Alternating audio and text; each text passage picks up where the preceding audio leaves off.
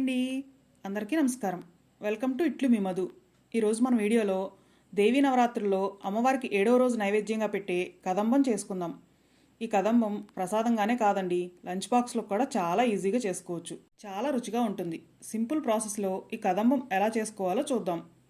ముందుగా ఈ కదంబం చేసుకోవడానికి ఒక చిన్న నిమ్మకాయ సైజులో చింతపండు తీసుకుని ఒక టీ గ్లాస్ వాటర్ వేసి చింతపండుని నానబెట్టుకోవాలి. కదంబం కోసం నేను ఇక్కడ 7 రకాల కూరగాయలను తీసుకున్నాను. మనకు అందుబాటులో ఏ కూరగాయలు ఉంటే అవి తీసుకోవచ్చండి. ఉల్లి వెల్లుల్లి లేకుండా ఏవైనా తీసుకోవచ్చు. ఒక కుక్కర్ తీసుకుని ఈ వెజిటబుల్స్ అన్నిటిని కుక్కర్లో వేసుకోవాలి. నేను ఇక్కడ టమాటా, క్యాప్సికమ్, వంకాయ, బఠానీ, సొరకాయ, క్యారెట్ ముక్కలు వేసుకున్నాను.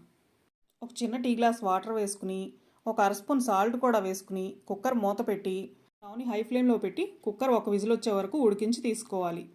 ఇలా ప్రెజర్ పోయాక ఈ కూరగాయ ముక్కలన్నింటినీ ఒక గిన్నెలోకి తీసుకుంటున్నాను. ఇప్పుడు మళ్ళీ అదే కుక్కర్లో రైస్ని ఉడికించుకోవచ్చు. నేను ఇక్కడ ఒక చిన్న టీ గ్లాస్తో రైస్ తీసుకున్నాను. మనం ఇలా కొంచెం చేసినా కూడా చాలా ఎక్కువగా అవుతుందండి క్వాంటిటీ. అదే గ్లాస్తో 3/4 గ్లాస్ కందిపప్పు తీసుకున్నాను. ఈ రెండింటిని 2-3 సార్లు శుభ్రంగా కడిగి మనం బియ్యం తీసుకున్న గ్లాస్తోనే 5 గ్లాసులు వాటర్ వేసి కొద్దిగా పసుపు కూడా వేసుకుని పప్పు బియ్యాన్ని ఒక అరగంట సేపు నానబెట్టుకుని స్టవ్ని హై ఫ్లేమ్లో పెట్టి కుక్కర్ 3 విజిల్స్ వచ్చే వరకు ఉడికించుకుని తీసి పక్కన పెట్టుకుందాం. ఇప్పుడు మనం ముందుగా ఉడికించి పెట్టుకున్న వెజిటబుల్స్ని స్టవ్ ఆన్ చేసి స్టవ్ మీద పెట్టుకుని మనం నానబెట్టుకున్న చింతపండులో 3 గ్లాసెస్ వరకు వాటర్ వేసి చింతపండుతో ఇలా పలచగా రసం తీసుకుని వేసుకోవాలి. ఒక అర స్పూన్ పసుపు, ఒక 2 టేబుల్ స్పూన్స్ వరకు సాంబార్ పౌడర్ వేసుకోవాలి. ఒక స్పూన్ బెల్లం కూడా వేసుకుని ఈ మొత్తాన్ని 1 నిమిషం బాయిల్ అయ్యే వరకు ఇలా ఉడికించుకోవాలి. వెజిటబుల్స్ అన్నీ ఇలా కొద్దిగా బాయిల్ అవుతున్నప్పుడు మనం ముందుగా ఉడికించి పెట్టుకున్న పప్పు అన్నం వేసుకోవాలి. ఈ రైసు వెజిటబుల్స్ అన్నీ బాగా కలిసేట్టు ఇలా కలుపుకుని మన టేస్ట్కి సరిపడా సాల్ట్ కూడా వేసుకోవాలి. స్టవ్ని సిమ్కి మీడియంకి మధ్యలో అడ్జస్ట్ చేసుకుని ఈ ఫ్లేవర్స్ అన్నీ రైస్కి బాగా పట్టేట్టు ఒక 5 నిమిషాలు ఇలా ఉడికించుకోవాలి. ఇది అలా ఉడుకుతూ ఉంటుంది. ఈలోపు మనం ఈ కదంబానికి తాలింపు వేసుకుందాం.